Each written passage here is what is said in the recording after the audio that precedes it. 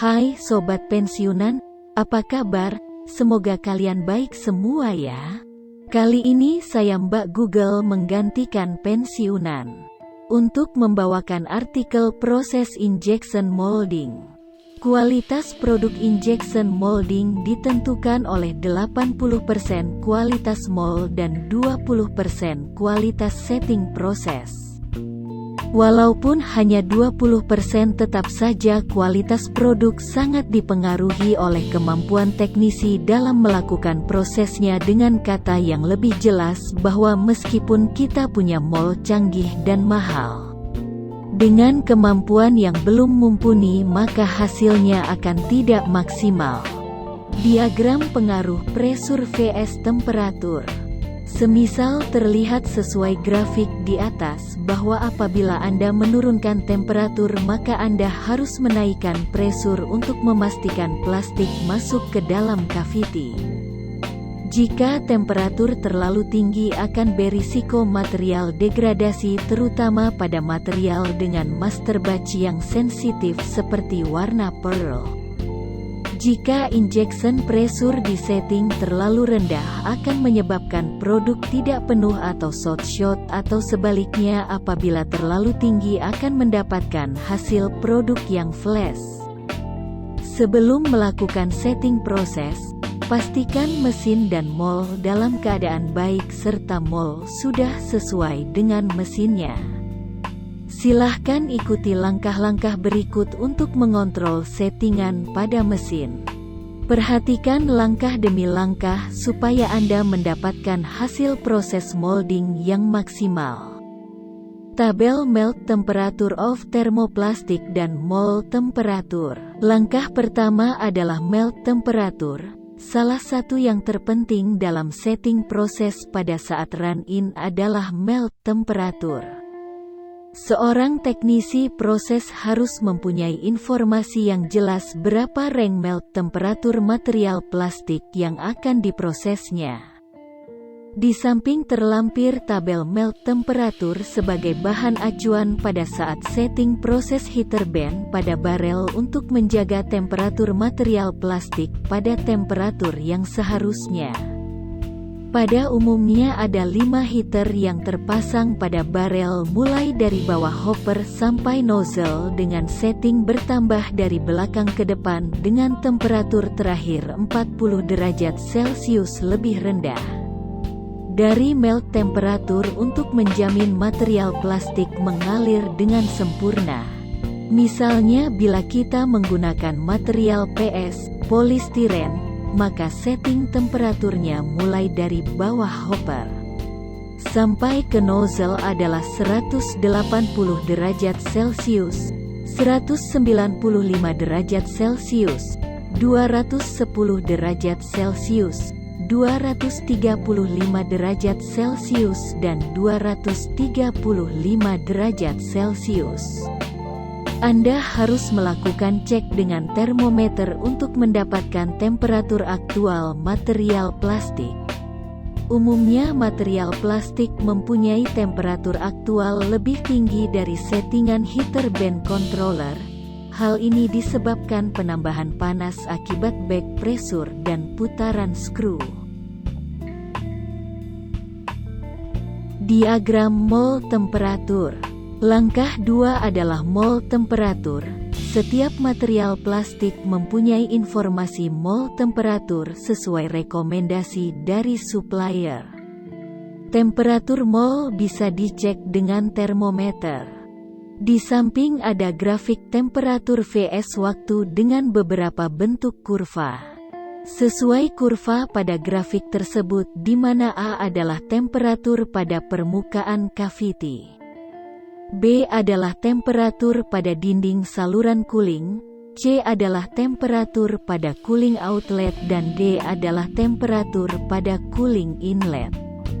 Untuk mempercepat cycle time, gunakanlah temperatur mold yang rendah, dan apabila Anda ingin meningkatkan visual produk, maka settingan temperatur mold naikkan lebih tinggi. Karena pada temperatur tertentu penampilan produk akan lebih mengkilap dan kristalisasi lebih sempurna. Pertimbangkan perbedaan temperatur core terhadap kaviti. Pada mol, bentuk core yang panjang dengan sudut kecil sering menggunakan temperatur lebih rendah daripada temperatur di kaviti. Alasannya supaya produk tidak tertinggal di kaviti. Yang harus diperhitungkan adalah perbedaan temperatur core terhadap kaviti tidak boleh lebih dari 20 derajat Celcius. Hal ini untuk menjamin tidak terjadinya misalignment pada guide pin dikarenakan thermal ekspansi, yang bisa menyebabkan mol tidak bisa terbuka atau lock up. Jarak caisson umumnya 5–10 mm. Langkah ketiga adalah the switch over position, adalah posisi RAM. Catatan asteris, di mana tahap injection filling berubah menjadi post filling atau holding. Caisson distance adalah jarak dari switchover position ke jarak terjauh yang bisa dicapai skru. Switchover position menentukan jarak caisson. Caisson membawa material yang cukup untuk mengisi part. Apabila material kurang maka akan terlihat sink mark. Umumnya jarak cushion adalah 5–10 mm. Untuk menghindari kerusakan pada mol akibat overpressure, maka setting switch over position sekitar 2/3-nya saja, lalu secara bertahap naikkan step by step sampai kaviti penuh. Injection molding dalam satu siklus. Langkah keempat adalah screw rotation speed. Setting screw rotation speed sesuai kebutuhan untuk plasticize material plastik. Plasticizing tidak seharusnya memperpanjang cycle time. Speed yang ideal akan membuat plasticizing selesai saat terakhir cycle tanpa memperpanjang cycle time. Supplier resin plastik menyediakan rekomendasi screw rotation speed untuk resin tertentu. Langkah kelima adalah back pressure. Settingan back pressure direkomendasi sekitar 5–10 MPa. Back pressure yang rendah akan menyebabkan bentuk part yang tidak konsisten. Meninggikan back pressure akan menambah panas akibat gesekan yang berkontribusi pada melt temperatur dan mempercepat plasticizing time. Gunakan back pressure yang tinggi untuk mencapai pengisian volume cepat. Pada penggunaan back pressure terlalu rendah akan menyebabkan material plastik terlalu lama di dalam barel. Langkah keenam adalah injection pressure, adalah tekanan pada plastik cair pada ujung skru. Injection pressure sebaiknya serendah mungkin untuk menghindari internal stress pada kaviti. Pada kasus tertentu bagi yang sudah paham akan melakukan setting injection pressure maksimum pada mesin, hal ini untuk memanfaatkan kecepatan injection mesin, sehingga pressure setting valve tidak membatasi kecepatan. Hal ini tidaklah membahayakan karena switch over to holding pressure terjadi sebelum mengisi penuh pada kaviti, so tidak merusak mol. Langkah ketujuh adalah holding pressure. Setting holding pressure pada 0 MPa sehingga skru akan berhenti saat mencapai switch over position. Ini untuk menjaga mol tidak rusak akibat tekanan. Pada langkah ke-17, holding pressure ditambah pada settingan terakhir. Langkah ke-8 adalah injection velocity. Dengan setting injection velocity yang tinggi, kita bisa mengharapkan resistensi aliran yang minim, mencapai pengisian dengan jarak yang jauh, dan memperbaiki kekuatan pada welding line. Akan tetapi sebelum mengambil langkah ini kita harus menyiapkan venting sebaik mungkin. Pada keadaan di mana kurang venting akan menyebabkan udara terjebak di dalam cavity yang menyebabkan tekanan dan temperatur naik sehingga terjadi burn mark. Material plastik tergradasi dan pengisian tidak penuh. Pada beberapa software seperti CMOL yang bisa menunjukkan di mana akan terjadi udara terjebak dan disitulah venting harus dibuat. Pada beberapa material plastik yang menghasilkan wax harus dilakukan pembersihan area venting secara terjadwal seperti ABS, PVC DEL untuk menjamin venting tidak mampet selama produksi berlangsung. Filling time diestimasikan oleh Dr. CMOL berdasarkan kondisi maksimum injection velocity pada mesin yang dipilih, volume part, dan injection pressure. Setting injection pressure yang tinggi akan merendahkan injection velocity sehingga memperlama filling time. Kenyataannya filling time bisa lebih cepat karena adanya akumulator yang terpasang pada mesin atau mungkin lebih lama jika injection velocity tidak disetting maksimum.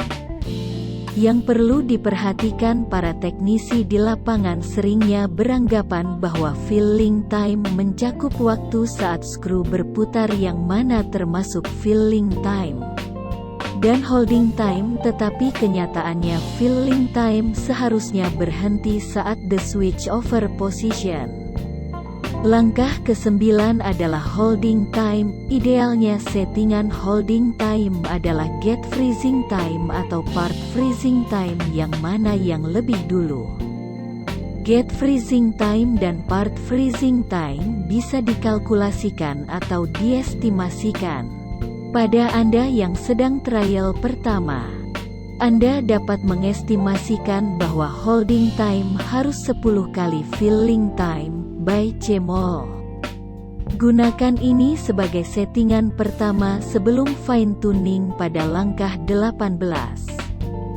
Langkah ke-10 adalah cooling time. Cooling time bisa diestimasikan. Cooling time terdiri dari holding time dan remaining cooling time seperti terlihat pada gambar di samping.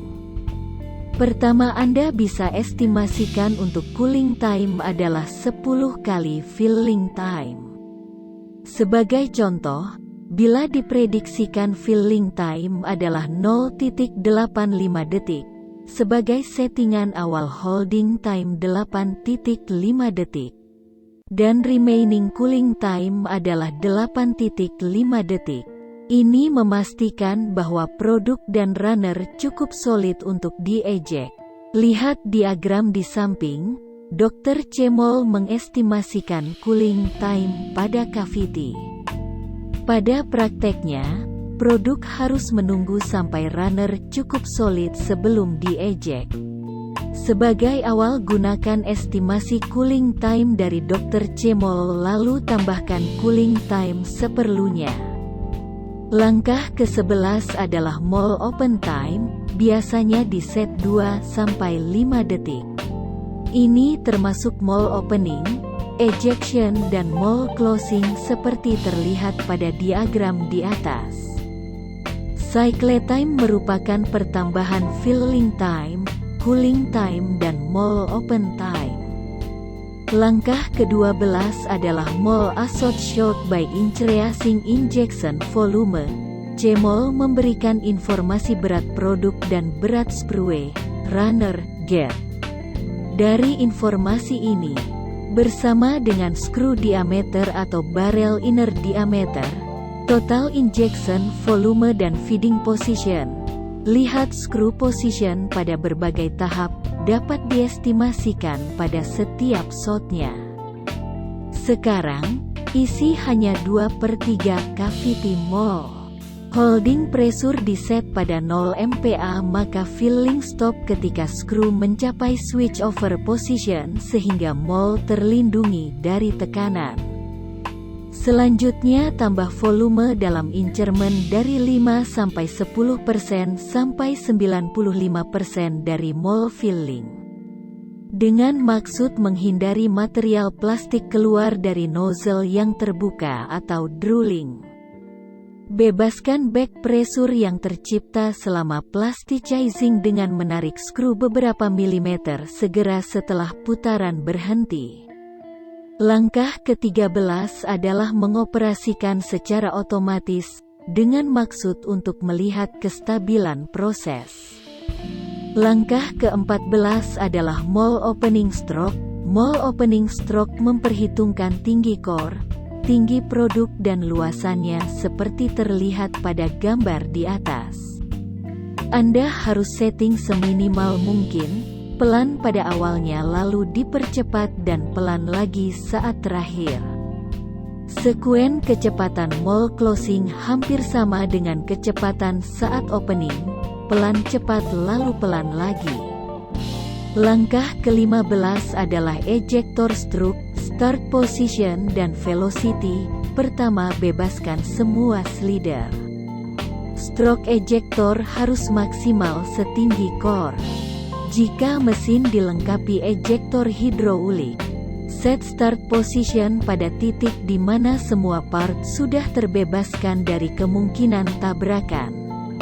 Langkah ke-16 adalah setting injection volume sampai 99% pengisian.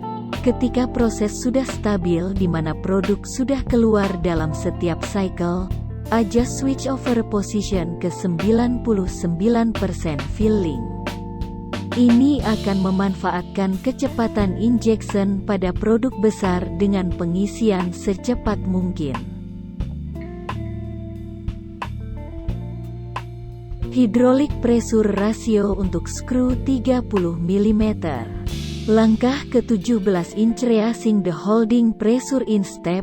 Naikkan holding pressure sekitar 10 MPa. Jika pada langkah awal cavity belum terisi penuh, maka tambahkan volume injection. Dr. Cemol menyajikan holding pressure yang menghasilkan minimum shrinkage tanpa flashing or problem after molding. Jangan setting holding pressure lebih besar dari yang disarankan. Pilih holding pressure serendah mungkin yang bisa diterima. Dengan ini akan meminimalkan internal stress, save material, dan operating cost. Holding pressure yang tinggi mengakibatkan residual stress yang mana dapat menyebabkan defleksi pada part. Part yang terdapat residual stress dapat dinetralkan dengan proses pemanasan atau annealing sekitar 10 derajat Celcius di bawah suhu defleksi. Kalkulasi injection pressure.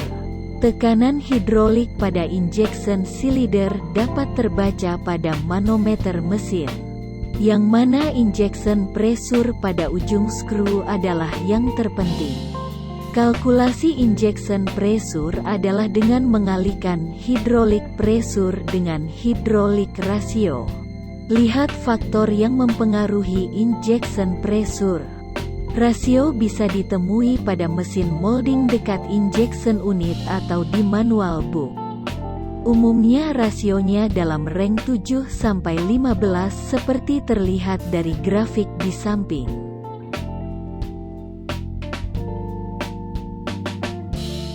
Grafik minimum holding time ditentukan saat gate atau part freezing time. Langkah ke-18 meminimalkan holding time. Cara cepat untuk menemukan holding time dengan setting holding time yang lama, kemudian menguranginya sampai sync mark terlihat pada part. Jika konsistensi dimensi part sangat penting, maka ikuti cara yang lebih akurat dalam menentukan holding time. Dari kurva berat part vs holding time, ditentukan ketika gate atau part membeku. Sebagai contoh, lihat grafik di samping, terlihat bahwa holding pressure berpengaruh pada berat part sebelum 9 detik. Ini adalah minimum holding time. Langkah ke-19 minimize the remaining cooling time. Kurangi tambahan cooling time sampai temperatur permukaan cavity mencapai temperatur yang menyebabkan defleksi pada material. Temperatur defleksi material bisa didapatkan dari supplier resin. Artikel bersumber dari Cemol Software. Cukup sekian dulu. Apabila ada salah kata dan kekeliruan dari yang saya sampaikan mohon dimaafkan. Terima kasih, sampai ketemu di artikel selanjutnya.